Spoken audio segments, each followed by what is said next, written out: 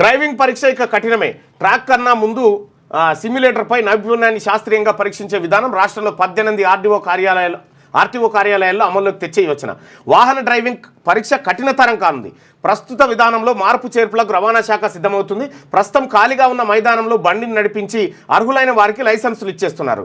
కొత్త విధానంలో ట్రాక్తో పాటు డ్రైవింగ్ నైపుణ్యాన్ని ప్రత్యేక పరికరంపై శాస్త్రీయంగా పరీక్షిస్తున్నారు. ఈ ప్రతిపాదనను రవాణా శాఖ సూత్రప్రాయంగా ఆమోదించినట్టు తెలుస్తుంది. ఈ మేరకు రాష్ట్రంలో 18 ఆర్టీఓ కార్యాలయాల్లో కొత్త విధానం అమలు చేయబోతుంది. అయితే అప్పుడేమో డ్రైవింగ్ లైసెన్సులు ఏజెంట్కి పైసలు ఎక్కిస్తే లైసెన్సులు వచ్చేది, నడిచినా నడవకపోయినా ఈయన నడుపుతున్నట్టే పక్క పొంటి దొక్కేది, అదంతా ఉండే. అయితే అట్లా కాకుండా ఇప్పుడు ఒక సిస్టమ్ కూడా కూర్చొని ఆ పరీక్షలను నెగ్గాలి. ఫస్ట్ నెగ్గిన తర్వాత మళ్ళీ ఫీల్డ్కి వచ్చి ఫీల్డ్లో బండి నడపాలి.